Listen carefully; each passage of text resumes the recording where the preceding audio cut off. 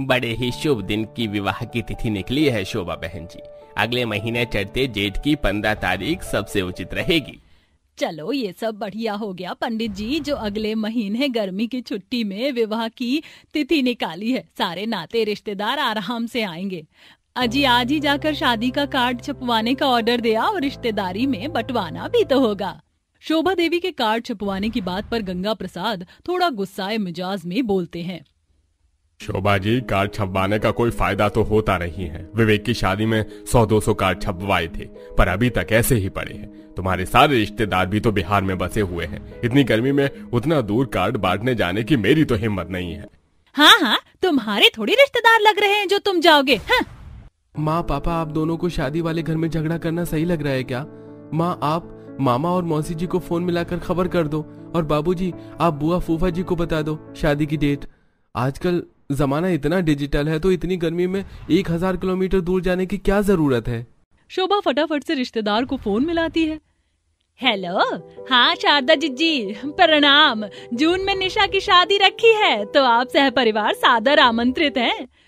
तभी मौसी शारदा फोन पर ही खिटपिट करने लगती हैं। खाली फोन पर सूखे सूखे न्योता देने से काम नहीं चलेगा। पूरे परिवार की टिकट करवा देना, और हाँ, फर्स्ट क्लास AC का करवाना।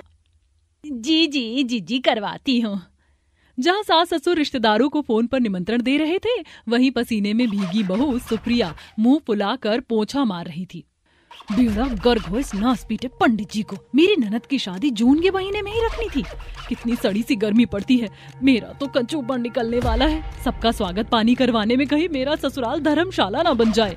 सुप्रिया की शादी लगभग 2 महीने पहले हुई थी। गर्मियों के मौसम से उसे सख्त चिढ़ थी। ऐसे में उसकी इकलौती कुंवारी ननद की शादी चुभती जलती गर्मियों में फिक्स होती है। क्या सुप्रिया शादी में आने वाले रिश्तेदारों की खातिरदारी करेगी? तो चलिए देखते हैं। जहां जून का महीना लगते घर में रिश्तेदार आना चालू हो जाता है, तभी मुंह में गुटखा लिए मोटे पेट वाले मामा आते हैं। शोभा जी, अरे ओ शोभा जी। अरे ओ बुड़बक चपाट कहीं का, पहले मुंह के अंदर से कमला पसंद थूक दे, पता चले मुझ पर ही पिचकारी मार दे।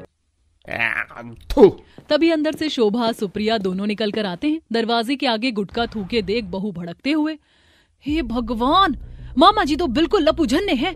मन तो कर रहा है गुर्दे लाल कर दूं। मामा जी, आपको थोड़ा अगल बगल देख कर थूकना था। सुबह ही मैंने वाइपर मारकर रगड़ कर दरवाजा धोया था। शादी वाला घर है, अच्छा नहीं लगता। अरे तो फिर से धुलाई कर दे, गर्मी का मौसम है, 2 मिनट में फटाफट सूख जाएगा। हाँ, मैं तो जैसे काम वाली बाई लग रही हूँ, झाड़ू पोछा मारती रहूंगी। अरे साली जी, धूप में ही खड़े रखकर पापड़ बनवाओगी क्या? एक तो ट्रेन में इतनी भीड़ भाड़ थी। जी आइए सुरेश बहनोई जी, बहू धुलाई निपटाकर सबके लिए नाश्ता पानी ले आओ। जी माँ जी।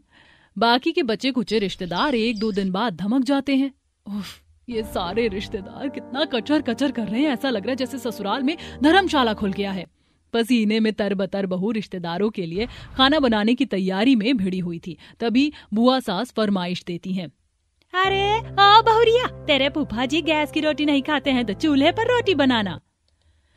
जी बुआ जी, इसे कहते हैं काम न काज के दुश्मन अनाज के। इतनी गर्मी में भी रोटी बेलनी पड़ेगी अब। तभी निशा, जिसकी शादी होने वाली थी, किचन में आती है। निशा, जरा तुम ये सब्जी देख लोगी, मसाला डाल दिया, बस धीमी आंच पर भूनना है। मैं फूफा जी के लिए रोटी बनाने जा रही हूँ। नो वे भाभी, आज ही मैंने इतना महंगा ऑक्सी ब्लीच और डायमंड फेशियल करवाया है। गर्मी में खाना बनाऊंगी तो शादी वाले दिन ग्लो नहीं आएगा।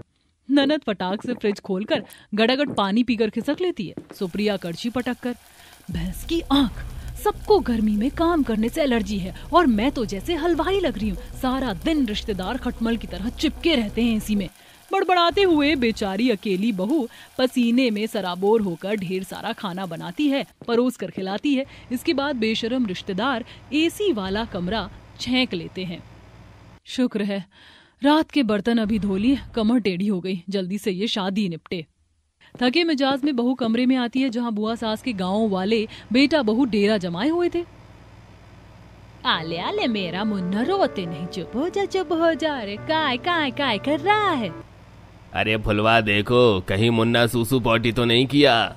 फुलवा बच्चे का बाथरूम वाला डायपर पलंग पर ही उतार देती है, जिससे बहू पिनक जाती है। जेठानी जी, मैंने दिन में ही बेडशीट चेंज किया था, आपने फिर से बच्चे को सूसू करवा दिया। धर्मशाला समझ के रखा है। हद है भैया, अब क्या हम अपने बचवा को सूसू पार्टी पर भी रोक लगा दें? फेविकोल से चिपका थोड़ी देंगे ना। शादी ब्याह के घर में थोड़ा मैनेज करना पड़ता है, कहो तो अभी धो डाले तुम्हारा चद्दर। अरे विवेक की लुगाई, जब तुमको इतनी दिक्कत थी तो हम लोगों को शादी में नहीं बुलाना था। इतने में रिश्तेदारों की पूरी पलटन आ जाती है और लाजवंती झगड़ने लगती है। अरे पंकज, क्या हुआ बेटा, गुस्सा काहे है? अम्मा जी, ये सुप्रिया भाभी ज्यादा ही अंग्रेजी स्टाइल मार रही हैं। गजब बेइज्जती है भैया, एक तो पहले शादी में बुलाते हैं और आदर भी नहीं करते। अरे शोभा भाभी, आप अपनी बहुरिया को समझा लो, वरना हम कह देते हैं शादी छोड़कर चले जाएंगे। अरे ऐसा मत कहो लाजवंती नंदोई जी, सुप्रिया बहू क्षमा मांगो सबसे। मुझे माफ कर दीजिए। इसी तरह शादी की हल्दी मेहंदी की रस्म में भी कहर बरसाती गर्मी में बेचारी बहू कोल्हू के बैल की तरह अकेले काम करती है। ऐसे में गर्मी से रात भर में बिजली कटती है, जिससे बहू को छत पर बिस्तर लगाना पड़ता है। बहू ऐसा कर, खटिया के चारों तरफ मच्छरदानी टांग दे और कछुआ छाप जला दे, बढ़िया नींद पड़ जाएगी। जी मौसा जी, ये भगवान ऐसे रिश्तेदार किसी को ना मिले, धर्मशाला बना रखा है घर को, ऊपर से ये चिपचिपा गर्मी का मौसम। इस तरह शादी वाले रिश्तेदारों से भरे ससुराल में सुबह सुबह उठकर 50-60 लोगों को नाश्ता पानी करवाती है, उनके कपड़े धोती, दोपहर का खाना बनाती और लास्ट में रात के सोने तक कभी किसी के पैर दबाती तो किसी का बिस्तर लगाती। शादी से एक दिन पहले, माँ जी बस बहुत हो गया, आप अपने सगे संबंधियों की शादी से अगले दिन की टिकट करवा दीजिए, मैं इनके नखरे और नहीं झेलने वाली। अरे बहू, क्या बात हो गई, तू इतनी हाई वोल्टेज गुस्से में क्यों है और रो क्यों रही है? रो नहीं तो क्या करूं बाजी, अरे रिश्तेदार तो शादी में रौनक लगाने के लिए आते, लेकिन मेरे ससुराल के सभी संबंधी अलग ही नमूने। मामा जी, मौसी जी को सुबह के 6 बजते चाय पानी चाहिए, बुआ फूफा जी को 10 बजते ही खाना चाहिए, ऊपर से शादी के 36 काम में एक पैर पर सारा दिन नचाती हैं। घमासान गर्मी में शादी वाले घर में इतने सारे काम करके बेचारी बहू का शरीर गुमौरी से भर गया था। वहीं सगे संबंधी भी दूर से उसकी परेशानी को सुन लेते। शादी वाले दिन पसीने में लथपथ बहू नम आंखों से नाश्ता बना रही थी। इतनी सारी औरतें हैं घर में, लेकिन सब अपने तामझाम में लगी हुई है। किसी को बिल्कुल भी तरस नहीं आ रहा है कि बहू इतनी भीषण गर्मी में अकेले अकेले नाश्ता पानी बना रही है, तो आटा गूंद दूं या सब्जी काट दूं। गर्मी से बदला बहू पसीना पोंछते हुए चाय उबालती है। तभी बुआ सास, गांव वाली पतोहू मौसी सब रसोड़े में आती हैं, जहां भयंकर गर्मी और भपका मचा था। सुप्रिया बहू, चल हट, आज नाश्ता पानी में और तेरी मौसी सास मिलजुल कर बना लेंगे। क्यों बुआ जी, मेरे होते हुए नाश्ता आप क्यों बनाएंगी? हाँ, मुझे पता है आज नाश्ता बनाने में थोड़ी देर लग गई है, इसलिए आप नाराज हो गई ना। तभी बुआ सास नर्म लहजे से दुलराते हुए कहती है, बहू नाराज होने का हक तो तेरा बनता है, तूने इतनी भयंकर गर्मी में हम सबकी सेवा पानी की। आज तेरा दिन है, तेरी इकलौती ननद की शादी है, तू जाकर तैयार शैयार हो जा, ब्यूटी पार्लर वाली आ गई है। हाँ, और बहू, मैंने तेरे खातिर भारी मोती वाली साड़ी और डिब्बे वाली 2 दर्जन की चूड़ी निकाली है, भर भर कर हाथ की पहनना। और देवरानी जी, ये लाल वाली चटक रंग की लिपस्टिक लगाना तुम पर खूब खिलेगी। अपनी बुआ सास, मौसी सास और जेठानी फुलवा का स्नेह प्रेम देखकर सुप्रिया की आंखों में खुशी के आंसू आ जाते हैं। थैंक यू बुआ जी, मौसी जी, फुलवा भाभी, शुक्र है कम से कम शादी वाले दिन तो खाने पकाने के झंझट से छुटकारा मिल गया। सुप्रिया खुशी खुशी पार्लर वाली के पास आती है, बहू का खूब बढ़िया तरीके से मेकअप करती है। वहीं धूमधाम से लड़के वाले बारात लेकर आते हैं, जहां ससुराल के सभी मर्दाने उनका अच्छा खासा स्वागत करते हैं और खाना पीना खिलाते हैं। और नंद की विदाई के साथ ससुराल भी रिश्तेदारों से खाली हो जाता है। अच्छा माँ माधवी, मैं निकलता हूँ, आज सबसे ऊंची चोटी वाली पहाड़ी पर काम चल रहा है, तो पहुँचने में भी समय लगेगा। तभी बूढ़ी गंगा परवाह जताते हुए कहती है, अच्छा मोहन बेटा, सावधानी और सतर्कता से जाना, आजकल हमारे पहाड़ी इलाके में भूस्खलन ज्यादा हो रहे हैं। तेरे काम पर जाने के बाद सारा दिन दिल पर हाथ रहता है कि कहीं दुर्घटना ना हो जाए। बोलते बोलते गंगा की आंखें डबडबा जाती हैं, पूरा परिवार भावुक हो जाता है। माँ, हम जैसे गरीबों का जीवन तो इसी तरह से कटता है। परिवार का पेट भरने के लिए हमें जोखिम भरा काम तो करना ही पड़ता है। अच्छा, मैं निकलता हूँ। माधवी, दोपहर में रोटी ले आना। मोहन अपने गरीब परिवार के साथ कश्मीर के पहलगाम की ऊंची पहाड़ी पर बसा हुआ था। पहाड़ी मजदूरों का प्रत्येक दिन कठिनाई और चुनौतियों भरा होता है। मोहन भी उन गरीब मजदूरों की तरह पत्थर काटकर रास्ता बनाने का जोखिम भरा काम करता था। जहां कश्मीर में खाने का होटल खोलकर बैठे लोग अच्छा खासा कमाते हैं, वहीं मजदूर का जीवन सबसे खराब है। अरे बहू, इतनी चिलचिलाती धूप में चूल्हे पर रोटी बनाने की क्या जरूरत थी? सवेरे मौसम ठंडा था, मोहन के लिए भी तभी बना देती। माँ जी सुबह रोटी बनाकर रख देती तो अभी तक बर्फ जितनी ठंडी पड़ जाती। आपको तो मालूम है मोहन जी को गर्मा गर्म रोटी पसंद है, इसलिए चूल्हे की रोटी बनाकर ले जाती हूँ और एक आधी ताज़ी सब्जी बना देती हूँ तो वो बड़े चाव से खाना खा लेते हैं। सारा दिन कड़ी धूप में मेहनत करते हैं, अगर खान पान अच्छा नहीं होगा तो शरीर कैसे चलेगा। अपनी गरीब बहू माधवी की बात पर गंगा उसकी प्रशंसा करती है। बहू, जरूर मैंने पिछले जन्म में अच्छे कर्म किए होंगे, उसी का फल मुझको मिला है जो तुझ जैसी लक्ष्मी बहू मेरे घर आने में आई है, वरना कोई दूजी लड़की होती तो इतनी गर्मी में कभी गुजारा नहीं करती और मेरे बेटे के साथ घर नहीं बसाती। माँ जी, आपने और बाबूजी ने भी तो मुझसे और नीतू में कभी भेदभाव नहीं किया। अच्छा माँ जी, मैं खाना पहुँचाने जा रही हूँ, ये मेरी प्रतीक्षा कर रहे होंगे। हाँ जा बहू, ध्यान पूर्वक जाना। माँ, पिताजी को खाना पहुँचाने मैं भी आपके साथ चलूंगी। सहर बिटिया, तुम घर में रहो, बेवजह थक जाओगी। माँ, मुझको ले चलो ना, वो दूध जैसे सफेद अंग्रेज अंकल हमारा कश्मीर घूमने आए होंगे ना, मैं उन्हीं को देख लूंगी। ले जाइए भाभी, हमारी सहर को घुमा ले आना। माधवी अपनी बेटी को लेकर पहाड़ी की चढ़ाई करने लगती है, जहाँ गर्मा गर्म मैगी का स्टॉल देखकर सहर ललचाते हुए खरीदने की जिद करती है। माँ देखो ना, कितनी यम्मी और टेस्टी मैगी है, मुझे पहाड़ों वाली मैगी खानी है, खिला दो ना प्लीज, कितनी चटपटी लग रही है। सहर बेटा, मैं तुम्हें घर पर चलकर मैगी बनाकर खिला दूंगी। इस स्टॉल वाला बहुत ही महंगी मैगी बेचता है, हम गरीब लोग इतनी महंगी मैगी खरीद कर नहीं खा सकते। ठीक है, कोई बात नहीं माँ। तभी लालची मैगी वाले की एक टूरिस्ट के साथ बहसबाजी हो जाती है। अरे भाई साहब, आप बेफालतू में सुबह सुबह क्यों किचकिचबाजी कर रहे हो? अगर आपको मैगी का रेट ज्यादा लग रहा था तो पहले ही नहीं खाना चाहिए था, मगर अब तो आपने खा लिया तो पैसे चुकाने पड़ेंगे, वो भी पूरे 400 रुपए। अरे ये तो सरासर धोखाधड़ी है। अरे बोर्ड तो तुमने 200 रुपए प्लेट मैगी की लगा रखी है और 400 रुपए तुम प्लेट वसूल कर रहे हो। हमें कश्मीर से बाहर का जानकर ठग रहे हो तुम। उस टूरिस्ट की इस तरह की बातें सुनकर लालची मैगी वाला भड़क कर दिखाता है। अरे ठगना किस बात का भाई? कश्मीर के वादी में मेरी जितनी टेस्टी मैगी कोई बनाकर नहीं बेचता है। 400 रुपए से 4 आना भी कम नहीं लूंगा मैं। कश्मीर के पहाड़ों में जीवन कितना कठिनाई भरा हुआ है। एक मैगी का पैकेट भी 50 रुपए का मिलता है, उसमें तेल मसाला लगाकर बनाता हूँ, रेट तो हाई फाई लगेगा ही ना। आखिर में बेचारा टूरिस्ट मैगी वाले को 400 रुपए दे देता है। इस मैगी वाले ने तो लूट मचा रखी है, ऐसे तो हमारे कश्मीर का नाम खराब हो रहा है। इसके अलावा यहाँ पर कोई और मैगी नहीं बेचता, तो ये खूब फायदा उठाता है। माधवी खाना लाती है, जहाँ पसीने से तर बेचारा पत्थर तोड़ रहा था। ले आई खाना, लाओ दे दो। मुनिया को किस लिए ले आई? कितनी कड़ी धूप है, तुम घर चली जाओ, मैं टिफिन ले आऊंगा शाम को। अच्छा जी ठीक है। खा पीकर मोहन दोबारा से पत्थर तोड़ने लगता है, तभी एकदम से पूरी कश्मीर की धरती कांप जाती है और एक चट्टान का टुकड़ा टूटकर उसके पैरों पर बुरी तरह से गिर जाता है, जिससे दोनों पैर जख्मी हो जाते हैं। अरे मोहन तो ठीक तो है। अरे भाई लोगों, उठाओ इसको, अस्पताल ले जाना पड़ेगा। अस्पताल में इलाज करवाकर मजदूर मोहन को घर छोड़ जाते हैं। बेचारे गरीब परिवार वाले दुखी होते हैं। मोहन बेटा, तुझको चोट कैसे आई? पिताजी बड़े जोर का भूस्खलन हुआ था, वहां तो सारे मजदूर समय रहते अस्पताल लेकर चले गए, वरना दोनों पैर काटने पड़ते। डॉक्टर ने कहा है 2-4 महीने घर पर रहना पड़ेगा।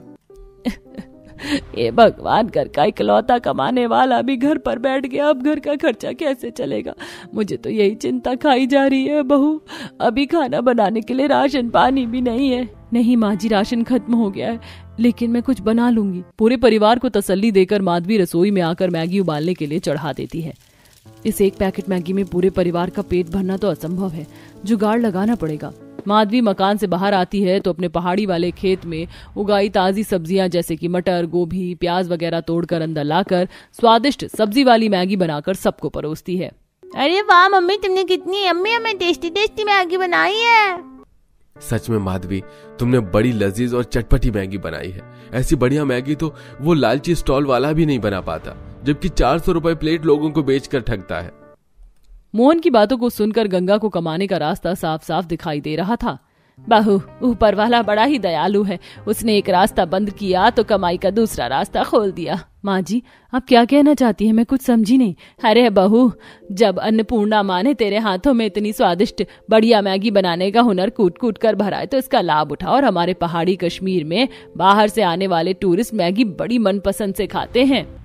भाभी आप अपनी मैगी स्टॉल नीचे पहलगाम में लगाइएगा, वहाँ अच्छी कमाई हो जाएगी क्योंकि सबसे ज्यादा टूरिस्ट वहीं घूमने आते हैं। पहलगाम हमारे कश्मीर का फेमस जगह है।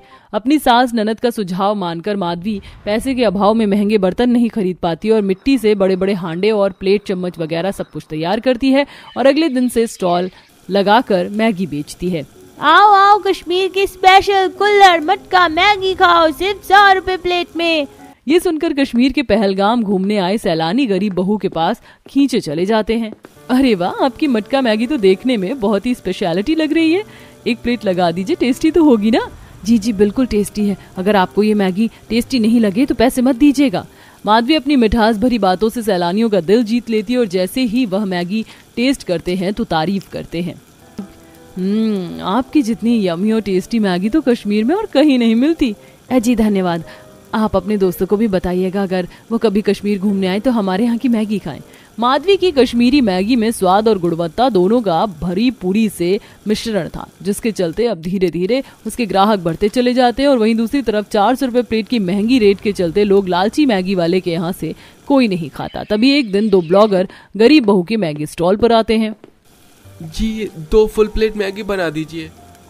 जी बस 2 मिनट प्रतीक्षा करना पड़ेगा, ये ग्राहक आपसे पहले के खड़े हैं। हाँ जी कोई दिक्कत नहीं, प्रशांत चल तब तक एक ब्लॉग शूट कर लेते हैं। हाँ ये सही है, कश्मीर की ताज़ी मेमोरी बन जाएगी। दोनों लड़के ब्लॉग बनाना चालू कर देते हैं। जैसा कि आप देख सकते हैं इस वक्त हम कश्मीर के सबसे खूबसूरत और प्यारी जगह पहलगाम में हैं, जिसे कश्मीर का जन्नत कहा जाता है। यहाँ पर आपको सबसे सस्ते में स्वादिष्ट मैगी पेट भर कर खाने को मिल जाएगी। सो प्लीज आप कभी कश्मीर आए तो यहाँ की मैगी ट्राई जरूर करें। Okay bye. धन्यवाद भैया जी मुझ गरीब मैगी वाले को सपोर्ट करने के लिए। उन टूरिस्ट का बनाया ब्लॉग हर सोशल मीडिया पर छा जाता है। अब जितने भी लोग कश्मीर में पहलगाम घूमने आते हैं वह गरीब बहू के स्टॉल की मैगी खाते। धीरे धीरे माधवी का मैगी स्टॉल अच्छा खासा चल पड़ता और उसे मुनाफा होता। फिर एक सुबह, अरे बहू तेरी तबीयत ठीक नहीं है तो रहने दे, आज स्टॉल मत लगा। माँ जी कल रात से सर फट रहा है। कहा था ना मैंने तुझे कि कल का मौसम खुश्क ठंडा था, हल्का फुल्का स्वेटर डालकर चली जाती मैगी बेचने, अब आज रहने दे।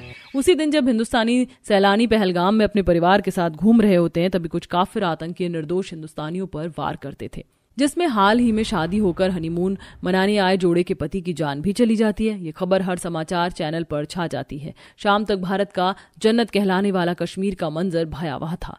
हर निवासी अपने घर के इस दुखद खबर को सुनकर गरीब मैगी वाले के परिवार में भी शोक छा जाता है। भगवान का लाख लाख धन्यवाद बहू, जो भगवान ने बचा लिया। आज तो मैगी बेचने नहीं गई वरना क्या अनहोनी हो जाती।